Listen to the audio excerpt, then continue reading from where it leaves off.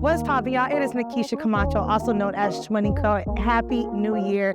It's new blessings, new ventures. And you already know I'm coming out with ShhmoneyTalk. You've seen me on stages. You've seen me host different events. You've seen me on other people's podcasts. But you already know it's 2025. It's time for ShhmoneyTalk, and I'm officially here.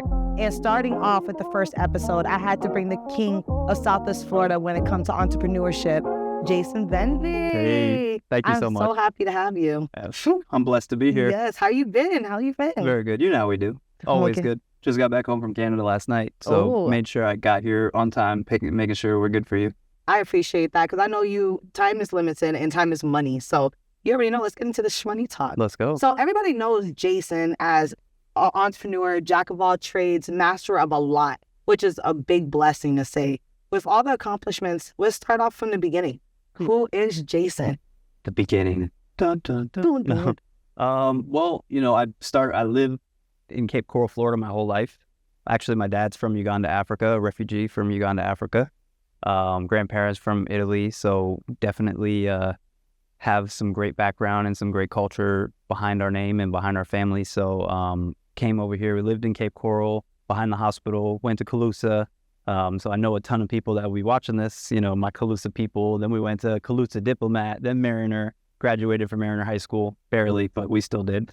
We made it. Yes, that was a big deal. It's funny, actually. My dad was so strict with grades, but my brothers would get A's all the time. And if they got a B, they would get in big trouble. But for me, Stop it. Oh, no, dead ass. For me, if I got C's, my dad would be like, great job, you're making it. That's all we thought. As long as I didn't get F's, we were fine. But then, graduated, started bartending right after. Actually, I started in the restaurant business while I was in school because everybody that knows me, we were there for the party and the girls, not for the education. I think that's half of Southwest Florida. What else do we have to do out here? There was nothing. When we were in Canada, we were doing a big presentation, and I just realized how terrible our education is compared to other countries. They made it very clear for me. But what I think out here in Southwest Florida, growing up out here, my whole mission was to bring Southwest Florida to the next level, in our area. When we grew up, there was not that much out here. No, we went on missions. We rode bikes everywhere. Yeah.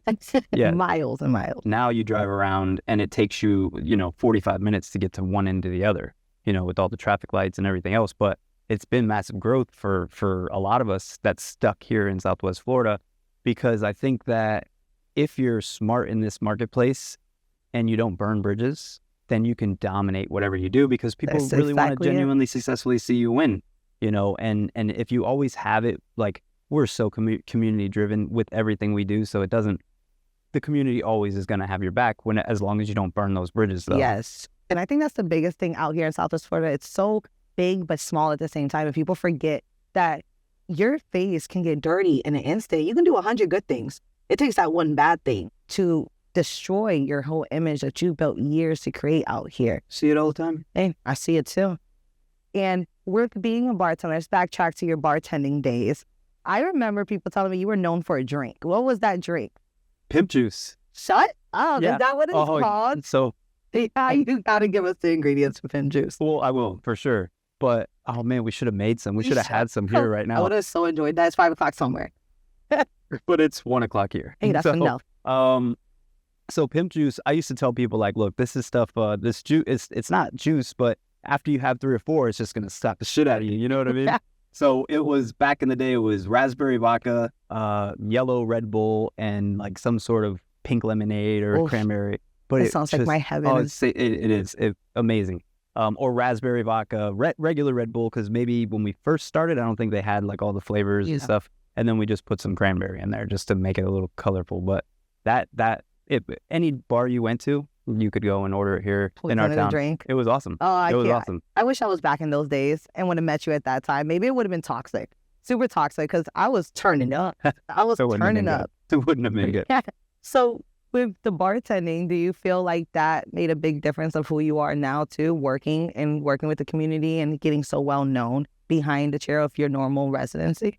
Yeah, I mean, because in your local watering holes, the community comes in and they they set their guards down and have a few drinks, and you get to know them, and you get to know their kids and their dogs and pets and everything, and they get to know you and your family, and they get to become family, you know? And I think that that's like, especially in our community, it's so key to have those long-lasting relationships if you want to have a successful business, because obviously this is a shmoney talk, so it's going to be always going to be coming back to the basics of entrepreneurship. Always. But like with our community, everybody will bless you if you just, like, I'm going to keep going back to the keep a good name, because there's so many people out here that take profits over, you know, they think about the now instead of the future, you know, the longevity of something. They say, oh, I'll take this quick money now instead of a long money for a long time. You know what I mean? And I think that people really got to get right, because this age is it's sad, to be quite honest. I remember the first time I met you, and I've been at this area here for almost 10 years going on it. And I remember you coming in, I was like, yo, we're about to get like a CBD joint here. Like, I'm so excited about this. And you came running in from the police being called. And it was a sound, like an alarm system going off from 47 Terrace. And we've all heard it from Backstreets to me to AJ's tattoo shop. And I remember we were going through the same thing at that one moment with a partnership. And we're talking about dirtying faces. Let's talk about it. Let's talk about it. How was your first experience opening up this shop and with your partnership? Oh, with this one? Yeah, with this one. Oh my, it was a nightmare. Most people would have probably stopped, because we had opened up, so we were in a CBD network marketing company, right? I was at my bar still cranking, you know, but I really liked the vision of it, and I understood the vision of CBD and the whole marijuana industry. So I knew that's where I wanted to be a part of, right? So I got into that so I could really learn the basics of everything. They ended up doing some shady stuff in that particular company, so I ended up opening my own company. I started my own CBD company inside of the flea market. You remember? I remember that. I remember. We had a booth in there, and we made it look super sick. You know, it was a little booth in the flea market, but we ended up starting that bad boy, and we were generating, you know, $3,000, $4,000 a day on the weekends, because it was only open Friday, Saturday, Sunday.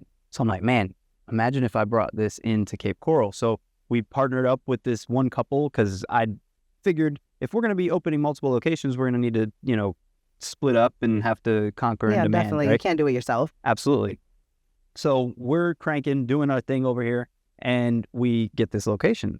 I'm like, man, this is perfect. Right. This is perfect right here on the 47th. It's before this big building was even a thought. And I'm like, man, this is going to be golden. So we get in here, we get everything set up. I get all the product ordered. These guys decide to go and open their own company, steal all my product, and try to lock me out of my own place. Oh, that's what the alarms were. Yep. But I had, obviously, the lease was me. Shelly got the lease with me. So we ended up, you see who's here now. Yeah. You know what I'm saying? Like, so we dominated over here. We opened up. We ended up having to buy all new product, another $40,000 worth of product, because now, you know, lawsuits are never going to be fast. Yeah. Still, it took 3 years to actually get an order back from them, but they ended up paying me back $72,000 because of all the stuff that they stole from Which doesn't clear out the headaches, the suffering that you had to go to, start from finish again. Not even close. Oh my gosh. Not even close. And how did you feel like to get through that? How was your recovery status? Because you're in the eye, so it's not like you can mourn this pain, because it is pain. You're starting from nothing again, and you put all this hard work. How did you do that without showing that in front of people? Well, a lot of personal development has happened, you know, from my younger days to now. I've read a lot of books. I've done a lot of seminars, done a lot of personal growth myself. So I'm able to not show people necessarily certain aspects of my life or aspects of things happening at the times, because those are my times that I'm learning. Because everything that you go through, you grow through, right? Yes, so like those are my times. I like that. I know you're gonna be hashtagging that. Right. I'm like, say it again, so they can hear it too. Anything you go through, you grow through. Period. You know, because God's gonna put you through things maybe in your younger days that you don't understand now, but maybe 10 years from now, 15 years, you'll be like, that's what it was. That was the lesson. Oh my God! Because I'm going through it now. It's crazy, because I used to actually have a really tough time with God. Because I'm like, how the hell is God going to be able to do all these terrible things to me, put me through all this bullshit, but yet there's a God? He wouldn't have done this to me if that was the case. but he was doing that for me, not to me. I feel that. I tell people all the time, God wouldn't put you through any battles that you couldn't get through. He only gives it to the strongest survivors and strongest warriors. And if you can't get through what he's putting you through right now at that aspect, why would he bless you with more? Really think about that. Always going to be stressed before you're blessed as well. Look at us just like dang. Yo, I'm just like hashtagging all this because this is Shmoney talk. This is Shmoney right here. So with all that you went through with this first shop, now you're successful. That wasn't the first time I got screwed over. Stop it. Even before that, I was with a dude named, I won't say the name. Actually, yeah, we are. Why not? Sure. So a terrible person. If you ever run across a gentleman named Marcus Price, run as far as you can. I've heard of his name before. Terrible business person. He is a master manipulator. Everybody in this town, he owes everybody money. Anyway, we were crushing it with that CBD company, and he, after a couple, maybe a year plus of doing the business, he says, "Hey man, I don't feel like you're doing your part of the business. I think we should split." And granted, we had like 100 personal partners that partnered with us to be able to grow an organization of like 1,500 within 6 months. I had 85 of those people. How is that not? Anyway, I don't even want to turn this into any negative because I don't want to give this guy, but I want to warn people because his name's still around town. He still is doing dirty work around. So just stay away from this dude because he is a straight up scumbag. I'm telling you right now, if you can clip that or whatever, we can put that. Like we can put that, some certified ads on that bad boy and everything. Like I'm telling you, run. Horrible. It's so sad because people do that, and sometimes it's because it's not what you got, because it's who you are, and they can't take that from you. So they steal the materialistic things to get from you. But that never stopped you because you expanded. Yeah. And where are you at now? You're in Key West, right? Man, we're expanding nationwide, to be quite honest. I love that for you. We just got back from Canada because we're building a big team up there. So actually, about 15 months ago, my kid's mom died. Renata. When she died, she didn't have a will set up. So with her not having a will set up, changed everything else in my life, right? Because now my main focus is my kids. I pretty much gave away all my businesses, not full percentage, small percentage, so other people can run them. And now I'm focusing on a project helping people understand about getting their wills done, estate planning, power of attorney, because now I'm more mission driven than commission driven.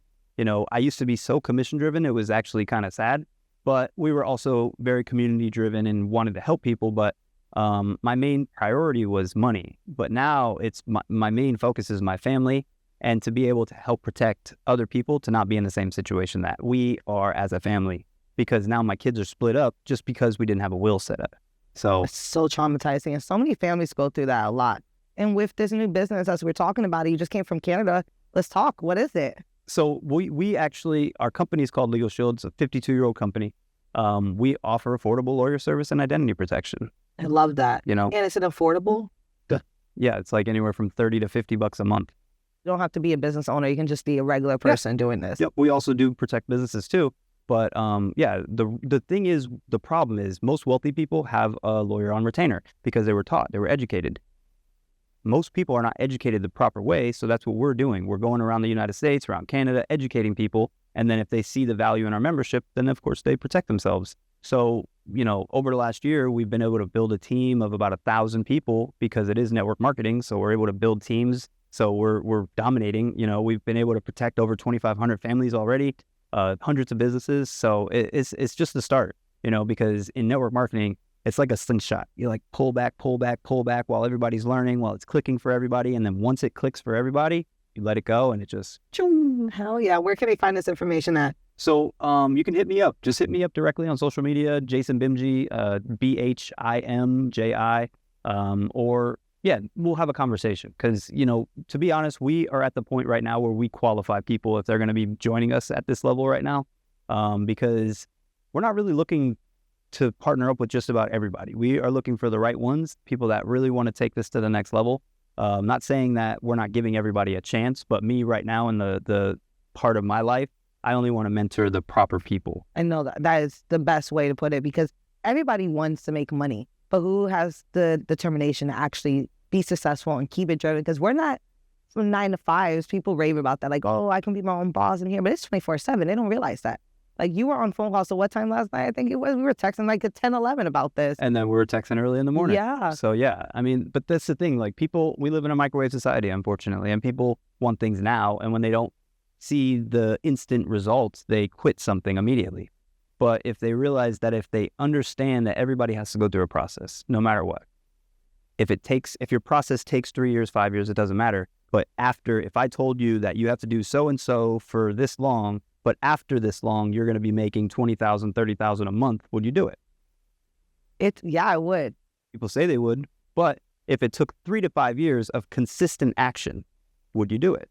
Well, I guess I would, because I'm already here. But not a lot of people would. No, they give up within the first year. And then they'll just continue 6 months, I'll in, say that. and they'll give up on themselves. And that's the saddest thing, because that's what we see is people have not, when we were babies and kids, we dream. People lost the ability to dream. They did. And I feel like it brings people to get scared, because people don't want to fail. Failure is like the number one thing is people's ego and mind. It's just very prideful for them. And I looked at it like, I hate to say it this way, but let's keep it blunt, because we're talking about Shmoney Talk right now. Absolutely. So being where I'm at, in other words, I used to sell drugs back in the day. So the way I looked at it, it was like, if I sold an ounce for let's say 320 back then, but I'm getting it for 120, I'm multiplying. Now I got 4 to 5 customers. I'm making about 6 to 10 grand a month. And then I looked at it like, I'm making 10 grand a week now. When I lived in California, I was growing it indoor and outdoor, and I was shipping it. I'm making money. I got pregnant. Boom. I was like, oh, I can't raise my son with no hippies in the middle of Eureka, California. Like, this is crazy. Like, the life I'm living is like the movie from Below. Like, people would never believe it. But the way I put my mentality was, now how many heads can I do like that? Mm-hmm. How can I flip hair? I can buy this much in product, spend 8 hours here, but I'm making $2,500 in less than 2 days. You don't see that money in that time. So I switched my street smart to business smart. But people want it so fast. And I guess that's the only way that I was able to click to be like, yes, I need this change. I'm okay with this change. And as a hustle, I'm going to be hustling for myself. But it was almost like a blockage of like, damn, can I really do this? Because now I'm in a legal business. It takes a year to 3 years to be self-sufficient. And make yourself the same amount of money that you're making in a month. Exactly. And then I'm thinking about, okay, now from 3 to 5, once I hit 5, you're going through every obstacle in those 3 to 5 years. But once you hit 5 years secured, was I okay with investing my time into that? And all I can think about was, it was freedom. It was having that time with my son and kids. But you're right, not a lot of people have that. What made you want to have that mentality? Because sometimes it's born with it or just built. What do you think it was for you? I think of the lack when I was a kid, to be honest. You know, my parents were split up when we were older, or when we were young. So being in a broken home, I guess, and not really having anything. We were in an apartment with 3 boys in one room, you know, and then my dad in the other room. So it's definitely lack of, you know, being able to go to school and see all the kids in new clothes and new shoes, and not having it was like, I wanted that. And I didn't want to make sure my kids weren't going to be feeling the way I did. And you said you have brothers and sisters, and you have a twin. Yeah. A lot of people don't know that. Yeah. Y'all really don't look like twins, though. Me and my older brother look more like twins than me and Jeremy. I believe so. How part your like time frame was like one after another? Minute. Shut up. He's like 6'1", isn't he? Yeah. He's just a whole different breed. So it's like Danny DeVito and Arnold Schwarzenegger back in that movie Twins back in the day. But yeah, I'm like 5'6", and he's like 6'1". That is freaking crazy. Do you feel like you ever got compared a lot to each other growing up? Because nobody even knew. Nobody even knew y'all were really twins. My dad separated us because we fought a lot. So he went to Trafalgar, I went to Calusa, and then we only brought back up in high school when we kind of got along. And were you in business with him at all? Yeah, we were in business a bunch. We had Big Ten. I had Big Ten with another partner, and then after I bought him out, I actually brought my brother on because he's a genius when it comes to certain aspects in the business, you know, especially the restaurant business.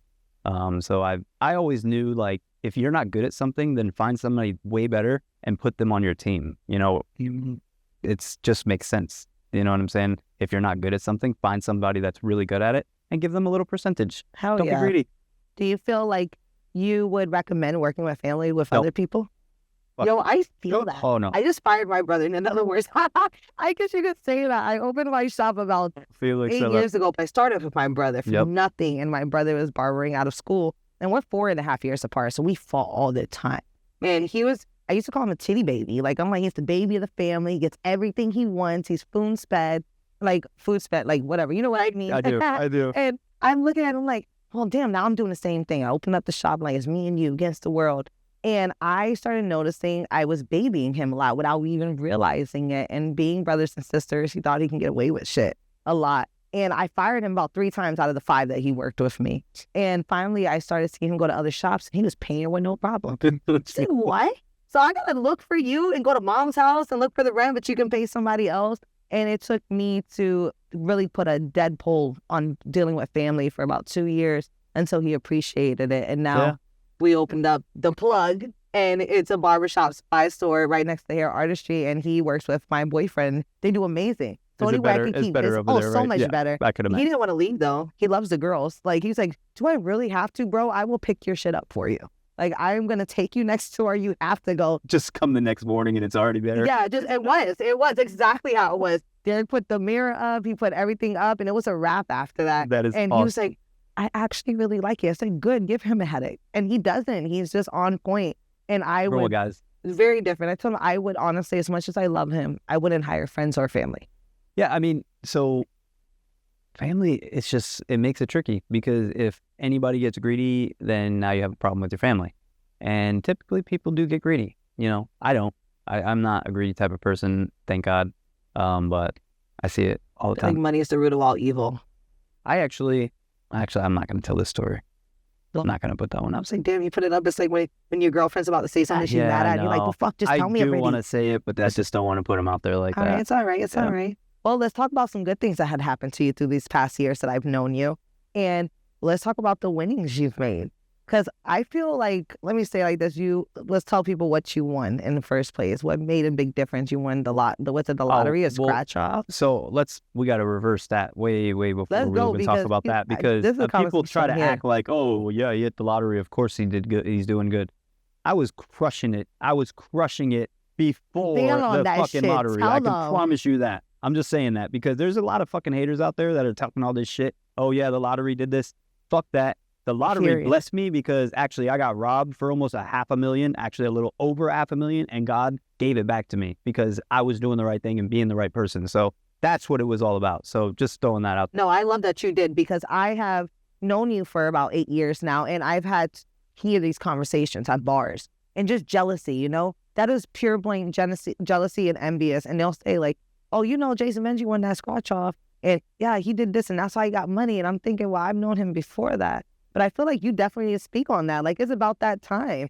And it's crazy because we didn't come from money. So we're like, came from the mud, grinded our faces off, and built up a amazing bar, you know, built up top shelf bartenders with my first business, you know, from nothing, and was bartending in private weddings, parties, corporate events, concerts, like for years. And then opened up Big Ten Tavern.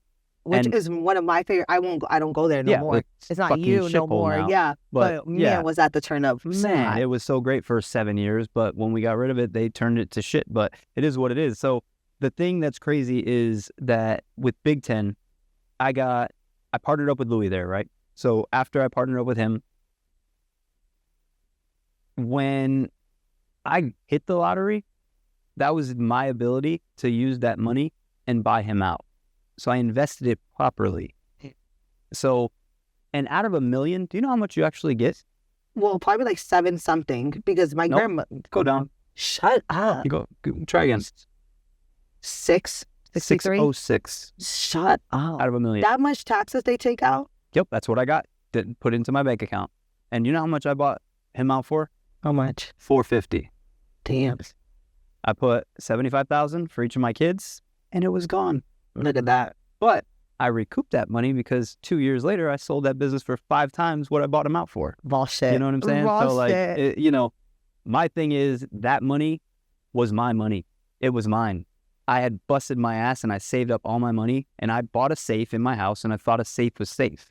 If you have a safe and you have a lot of contents in it, get it in a safety security box, dig it, put it somewhere else beside your safe, because people broke into my house. They cut a hole into my fucking safe like a movie. Hold on, shut up. Like the heist on like Netflix? Yeah. And it was one of those steel?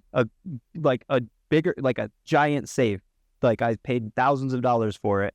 And I come home, I was opening up a pizzeria up in Vegas, and I come home to my door open and go into my room and see my safe cut open 3 sides and then peeled back, and all of my contents inside of it gone. Because again, like I thought it was a safe. So I thought like my stuff was safe. It's bolted to the ground. It's thousands of pounds. Like there's no way nobody And could this get in. happened before you hit the lotto. This happened before I hit the lotto. Damn. Nobody knew about it because nobody heard about it because I couldn't say anything about it because it was an investigation going on and we didn't know who did it. We can't tell anybody. And the crazy thing is it happened like right before we were doing our Thanksgiving drives, our Christmas drives. You think we canceled those? No, because still we still did got to 'em. keep going. Yeah. And people not knowing what you're going through. So Morgan, one of my bartenders, she's not from around here. She didn't have any family. So I threw her a party for her. She was about to have a baby. So I threw her, I had all my clients or all of our customers said, if you bring a thing of diapers, you can drink it free, eat for free. We had diapers. She didn't never have to pay for a diaper or a wipe the whole pregnancy for a whole year, nothing, right? So while we're there, because this is in the middle of COVID, one of my buddies, Matt, comes in and he's like, hey, I'll take a Miller Lite. So I go to open the case. There's a Miller Lite. Go to, oh shit, we're out. I go, hey man, we're out. Give me 10 minutes. I'll run to the store. He's like, man, I'll drink a Bud Light. You're busy. No problem. I said, bro, you're in my bar. I'm going to go get you a Miller Lite. So I went and got a case of Miller Lite. I'm a smoker too. So I went and smoked a little bit, took a little break for myself. And then went and grabbed a number 29, just one ticket, because that's me and Chelsea's number in roulette. And I grabbed him some beer, went back to the party, put it in my pocket, didn't even scratch it then. Went back to the party, working. We did these games. And it's funny because you can look back in those games and there's videos of me getting wrapped with toilet paper and the lottery ticket scratched. It's out of my pocket because I was wearing shorts and you could see the ticket. Like, it's crazy. So later on that night, somebody taps me on my shoulder. They're like, hey, are you missing something? I'm like, no, what the hell are you talking about? We're busy. You know how Big Ten was. Yeah. So he gives me the scratch off back. I'm like, what the fuck? And my shit. You know what I mean? What? Yes. He's like, haha, because like he had grabbed it from my back pocket. And so I go to the back because now I'm like, oh shit, it was a little bit calmed down. Scratch that thing. At the bottom, it says, when you win this symbol, it's whatever number shows, it's the winner. So I scratch it, it's a few zeros. I'm like, okay, comma, another zero. I'm like, oh shit, another zero. Like, yes, it was. But then I'm thinking like I had just pranked somebody with a lottery ticket. So I'm like, oh no, I'm looking around all the people, like there's nobody around. So I'm like, this isn't a prank. I keep scratching, it's $1 million. I'm like, oh my God. Now, one of my bartenders comes by and she's like, oh, you fucking scratch offs, because I was, me with the scratch offs. So she's like, oh, what'd you hit? I'm like, I just hit $1 million. She's like, get the hell out of here. I said, no, dead ass. Like, this is crazy. She's like, man, that's awesome. So my partner comes around. He's like, we start jumping in the kitchen. Everybody's like, I'm like, and then I'm like, oh, damn. It's in COVID. Thinking, I just got robbed. Don't know who robbed me. We can't tell nobody. I literally like said, all right, chill out, guys. I'm going to leave. I literally just... I would have been sweating. I left. I left. So I said, don't tell nobody, please, because they had known about the robbery and everything. I said, man, if these people hear about this, then maybe they'll come through again or whatever. We don't know who it is yet. So I'm sleeping with this thing. I got my pistol underneath my pillow. Like, it's crazy. Like, I'm literally got my gym shorts over a pair of gym shorts with the ticket inside of it, sleeping every night with, yes, a rifle by my bed, my pistol underneath my pillow, because I really was, like, paranoid as hell. Fuck around and find out know today. Who did it, right? There's no way I'm letting nobody. I got my rifle, I got my pistol. Chelsea, she's not even allowed to cuddle with me at this time because I don't want the pistol going off in the middle of the night, whatever. So I know for a fact this is in the middle of COVID. Now, all the lottery ticket offices are closed. There's nothing that you can do. So I can't even use this money that I need so bad because all my money was in my safe that just got robbed. Anyway, we just keep cranking. We keep doing what we're doing. The business starts generating some money, so we're good. End up finally getting it in there. And then I'm talking to Louis like, hey man, I know you were saying when your kids are about to graduate, you would be willing to talk about the buyout. And then I started bringing up in that time, he didn't even know I hit it. He didn't know I had the money. You're playing chess right now. Yes. So after a couple of weeks of me talking to him, he says yes. And I gave him the check and he wrote it over. But then the worst part about that is I actually ended up finding out, going through all the financials, that he was paying his he was paying his car payments through our money that we were making through the bar before we were doing profits and putting it underneath the company expenses. I didn't even know that. So he was actually stealing from me too. You know what I mean? Faking. Other business, like it's just some bullshit. But anyway, we ended up building that business up like crazy, you know, ended up starting making 80, 90,000 a month. You know what I mean? Strictly from that business, had Jeremiah as my partner, my brother as my partner. It was amazing. And then a few years later, sold it, like I said, for 4 or 5 times more than what we did. But in those few years of other things, because I had my brother and Jeremiah as partners, I was able to go and start branching off. That's when we came here. That's when we started opening up everything else. And that's where we're at now. I love that. What advice would you give a young entrepreneur that is coming from nothing, feels like they're hitting the wall and they don't have the money to come up the way a lot of us entrepreneurs, we didn't come. We came from nothing. Yep. I came from a single house. So what would you give them in advice? That stuff won't come easy, you know, but the squeeze is worth, or the juice is worth the squeeze. You know, start doing personal development. Find somebody that is in your field that you want to mimic and that's something that you're really passionate about. Because I think that most people, again, going back to that dreaming statement, you know, most people forgot how to dream. So if you can find what you are passionate about and make money from doing that, Never work a day in your life. Exactly. So like find what you're passionate about and then you'll crush it and you'll actually have fun doing what you love doing. Hell yeah. And if you could see Jason 20 years ago, what would you tell little Jason right now from the boss ass Jason that you are? Everything's going to be all right, buddy. Straight the fuck up. I feel that. I feel like we stress about so much little things, not realizing that even at the time that we're at right now, we're still growing. We haven't even hit our prime yet. And that's what people don't realize. How old are you? 38. 38. And you married yet? Well, me and Chelsea are going to go to Amsterdam this year because it's 2025 now. 11/11 of this year, we will be in Amsterdam, Mr. and Mrs. Bhimji. I love that. And it's like, it's so hard to see that 10 years ago or 20 years ago, but then you realize like, damn, everything I wished for and prayed for, I'm here, I'm living it right now. Yep.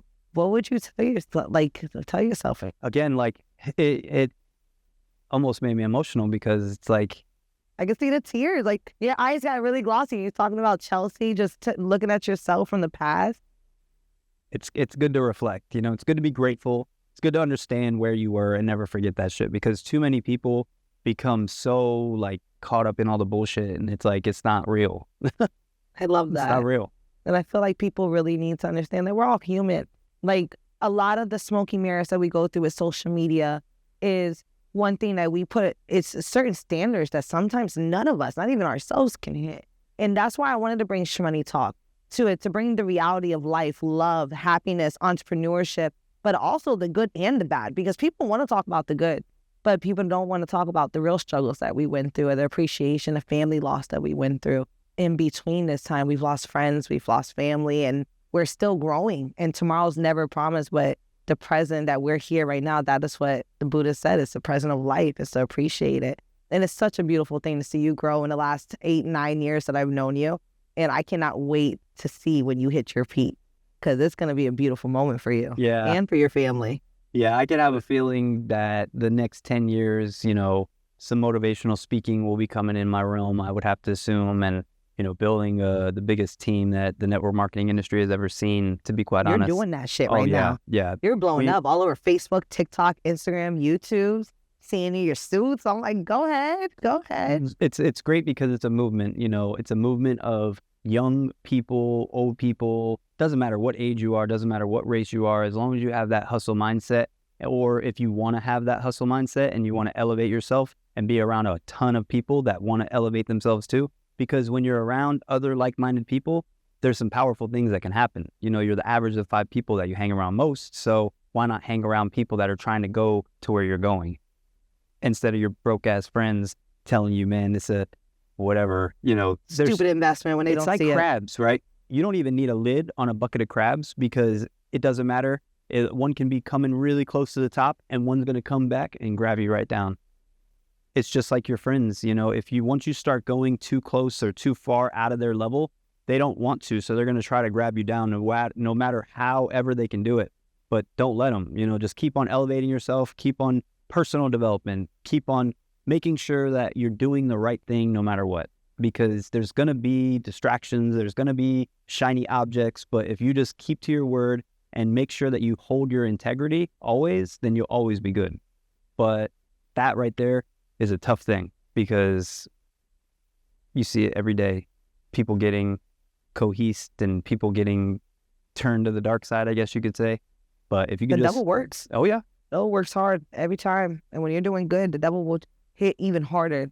But it's like we said, you got to keep faith. Believe in something, no matter what you believe in. As long as it's something and you want to be the best you can be every day, we wake up and that's what we have to. Gandhi's quote is my favorite quote: be the change you want to see in the world. And I think on that note, we're going to go ahead and call it the first official This is awesome. freaking ShhmoneyTalk. I love this. And thank you so much for coming. Yes. Jason, you want to let everybody know where they can find you if they want to reach you, talk to you, make shmoney with you. Yes. So if you would like, you can hit me up, actually. Just text me, 239-440-0953. Or you can hit me up on Facebook, Instagram, Jason Bhimji. I'm sure it's going to be right here on the podcast, Yeah. I would have to assume. Everything. Right below. And actually, we have a YouTube channel. It's Bim's Empire, BIMS Empire. We're going to get back active on that thing and do a lot of community stuff, a lot of fun stuff.